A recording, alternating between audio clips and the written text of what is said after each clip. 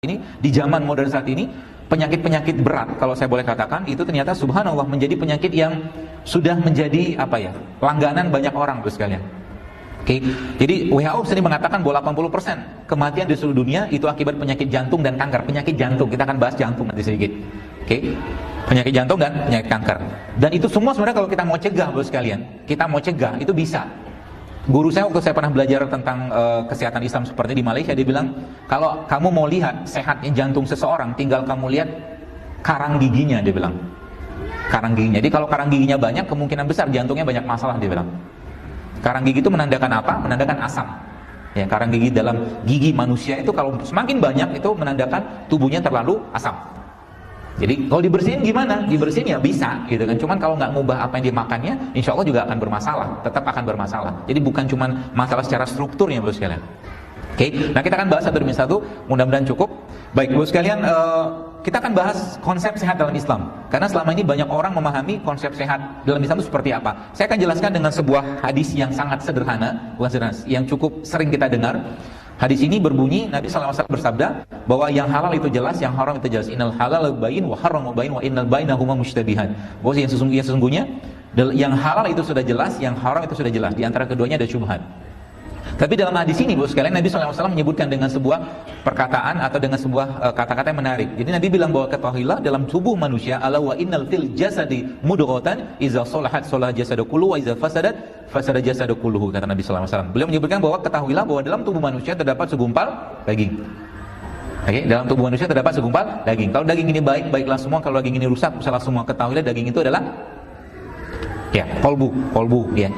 Hati, kalau hati terminologi medis mungkin kita akan bahasnya hati itu liver, tapi di sini bukan hati itu, karena ini bahasan daging.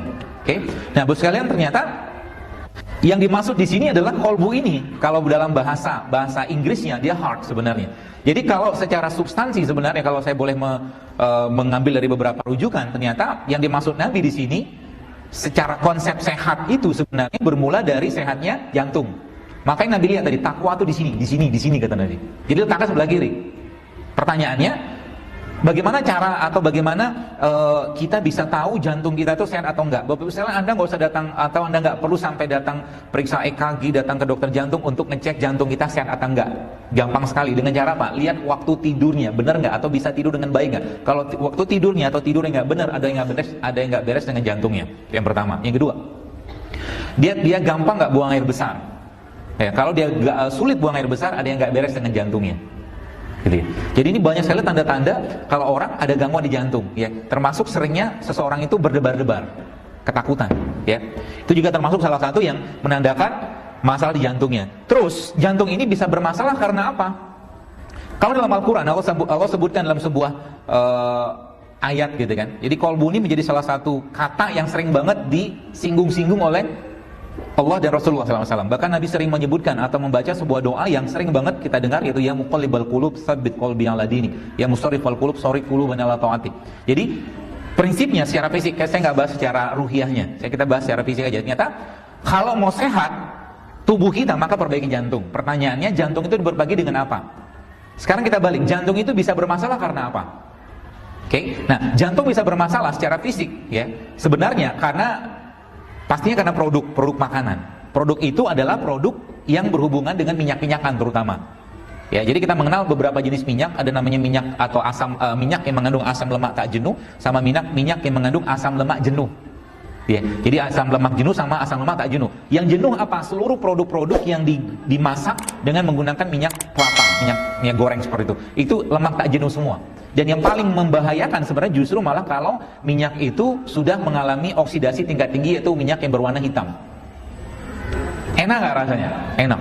Ayam, bebek digoreng pakai itu buena pol, Pak. Ya. Tapi bikin masalah sebenarnya, ya. Karena sudah mengalami oksidasi yang terlalu berlebihan. Oke.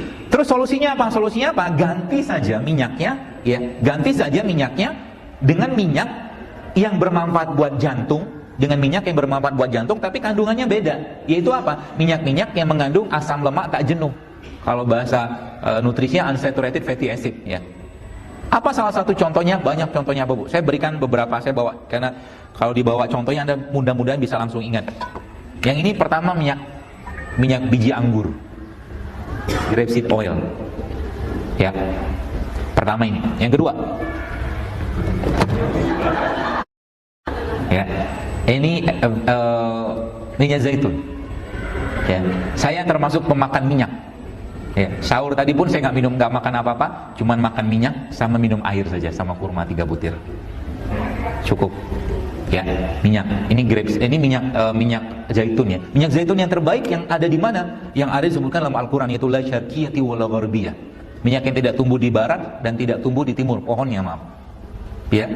Dalam surat An-Nur, la syarqiyati wala gharbiyah. Pohon yang tidak tumbuh di barat, tidak tumbuh di timur. Di mana? Kalau menurut yang saya baca dan para ahli-ahli naturopati mengatakan minyak terbaik itu justru malah letaknya ada di Palestina. Jadi minyak zaitun terbaik itu letaknya ada di Palestina. Kalau ini kan Spanyol. Oke. Apa minyak lagi? Lagi banyak Pak stoknya Pak. Ini minyak. Kalau ini VCO. Bedanya sama 3 ini apa? Beda, kandungannya beda semua. Minum sekaligus boleh nggak? Boleh aja kalau mau. Tapi rasa minyak ya begitulah. Ya. Apa bedanya dari semua? Yang jelas kalau untuk, jadi gini, lemak itu dia bisa memberikan energi kalau terbongkar. Terutama lemak-lemak yang bersifat lemak jenuh, maaf, kalau terbongkar dan menjadi lemak baik gitu ya. Makanya kita disuruh bergerak. Nah, ternyata minyak-minyak seperti ini Bapak sekalian, ini bisa memberikan energi tapi untuk jangka panjang dia butuh waktu beberapa saat, beberapa jam untuk diolah tubuh. Ya makanya nggak langsung cepat. Jadi kalau Anda lemes jangan minum minyak, lama segernya. Tapi kalau lagi lemes Anda makanlah karbohidrat yang rasanya manis. Cepat. Makanya kita disuruh Nabi SAW makan kurma kan. Karena lagi lemes tuh. Suruh makan yang manis-manis, tapi tidak semua manis itu sama. Ya, nanti kita bahas. Kalau ini jelas semua minyak-minyak ini kalau Anda makan, maka dalam riset yang saya baca itu jantung Anda akan clean, jantung Anda akan bersih. Tapi tidak cukup sekali 2 kali, Anda harus rutin minumnya. Ya, termasuk VCO ini salah satu yang saya senang ya. Sekarang pun saya lagi minum ini, kenapa? Karena VCO ini punya satu bahan atau asam namanya asam laurat. Asam laurat itu cuma ada di air susu ibu. VCO ini punya. Makanya ibu-ibu yang bukan ibu-ibu sih ya. Orang minum VCO ini biasanya BAB-nya bersih. Kayak anak bayi. Jadi kalau Anda mau tahu pencernaan kita sehat atau enggak, lihatlah hasilnya. Ya, tapi jangan dipelototin gitu terus, iya benar ya gitu enggak gitu. Sekilas saja. Biasanya para pelaku-pelaku food combining seperti itu, mereka kalau melihat badannya hari ini benar atau enggak, mereka ngelihat BAB-nya. Feses-nya maaf. Ya, kalau feses-nya benar, ya benar gitu kan. Feses itu warnanya gimana? Anda googling aja, nggak usah kita bahas sekarang, nanti ilfil. Ya. Gitu ya sekalian, banyak sekali ya. Tapi ini beberapa pilihan yang kalau saya katakan pilihan terbaik. Kalau zaitun ini merupakan salah satu minyak yang Nabi SAW sangat suka menggunakannya, bahkan meminumnya. Bahkan Nabi bagi anak-anak Anda yang ada masalah dengan ketombe, termasuk kutu, maaf gitu ya. Zaitun ini cepat banget ngeluarin kutunya. Zaitun. Banyak jenis zaitun ya sekalian. Ya, ada beberapa jenis, tapi yang terbaik kalau Anda minum zaitun adalah zaitun yang judulnya ataupun namanya extra virgin olive oil. Ya, kalau Anda lihat nutrition fact di belakangnya itu nggak ada lemak. Saturated fatnya hampir-hampir nggak ada sebenarnya. Ya zaitun. Kolesterolnya apalagi nggak ada. Jadi minyak tapi nggak ada kolesterol. Ya, jadi masalah kita zaman sekarang, jantung kita bermasalah gara-gara apa? Ya gara-gara kebanyakan lemak jenuh. Gitu. Jadi kalau Anda misalkan disodorin gorengan gitu kan. Sodorin gorengan sama rebusan, kalau saya pribadi memilih rebusan daripada gorengan, gitu kan? Dan ternyata ketika kita mulai ngubah kebiasaan kita, itu ternyata masya Allah luar biasa Ibu sekalian, banyak sekali perubahan kesehatan kita yang terjadi. Bahkan Anda bisa meninggalkan obat, Anda bisa meninggalkan obat dokter, ya. Misalkan yang sering banget gatal, misalkan ada yang bukan sering banget, ada yang sering gatal-gatal, gitu ya, gangguan pencernaan, itu sebenarnya ada asbabnya. Nanti saya jelaskan asbabnya apa, supaya Anda bisa mulai perbaiki. Kalau mau. Sekarang ngomongnya mau, nanti buka puasa kita lihat. Baik. Jadi singkatnya, kalau bicara secara ruhiyah, kalau bicara secara ruhiyah, sebenarnya penyakit ini minyaknya ya, secara fisiknya. Dan berapa banyak Anda minumnya? Nggak usah banyak-banyak. Kalau dalam penelitian yang saya baca, kejauhan kali Pak, kelihatan Pak, mau difoto. Kelihatan apa? Sayanya apa botolnya? Ya. Jadi kalau Anda mau minum berapa banyak? Ya sebenarnya tidak ada dosis standar, tapi kalau dalam penelitian itu sebutkan bahwa 1-3 sendok makan sehari, jantung Anda akan clean, yang pertama. Yang kedua, pencernaan akan bagus. Terus juga saya pesan kepada Anda yang sudah mengalami konstipasi atau susah buang air besar, kalau mungkin sudah makan apel 1 kilo, nanas 1 kilo, pepaya 1 kilo, nggak keluar-keluar juga, Anda makanlah minyak. Paham maksudnya ya? Jadi biasanya ada beberapa orang yang mengalami konstipasi atau susah buang air besar, terus kalian itu ternyata ketika sudah nggak mempan lagi sama minyak, sama sayuran atau buah-buahan, dia harus makan minyak. Dan ingat ya, kanker, semua jenis kanker, bosnya, semua jenis kanker kalau saya boleh katakan faktor atau mungkin salah satu tanda keluhan yang paling bisa kita amati adalah orangnya susah BAB. Ya, jadi kalau ada orang susah BAB, maka waspada sekali bos kalian. Karena itu bisa numpuk fermentasi di sana dan bisa mengubah morfologi sel dalam tubuh kita. Ya, seperti itu.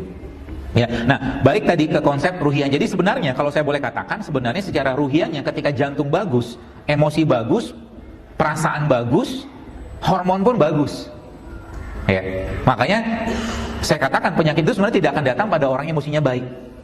Penyakit tidak akan datang pada orang yang emosinya baik.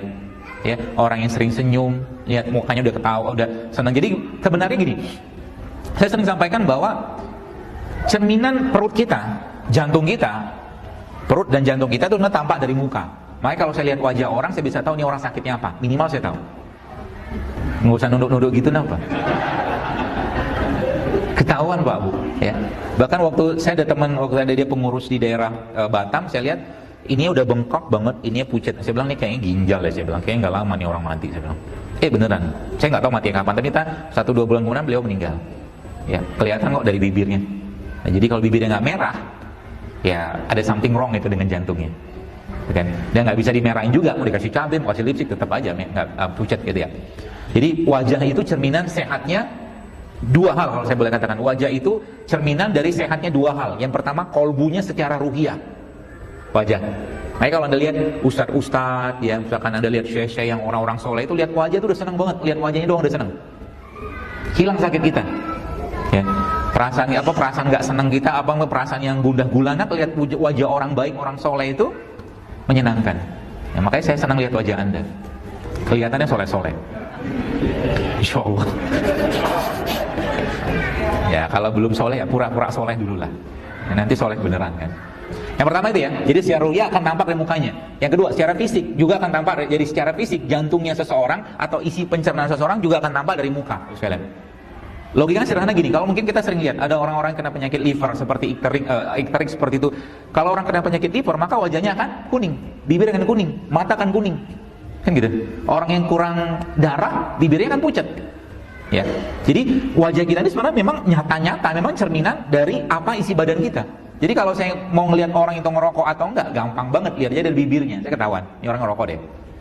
Lihat dari bibirnya, lihat dari giginya udah ketahuan. Ya gitu. Jadi cara memperbaikinya apa? Ya tadi balik-balik ke bagaimana kita mengubah yang tidak sehat tadi menjadi sehat.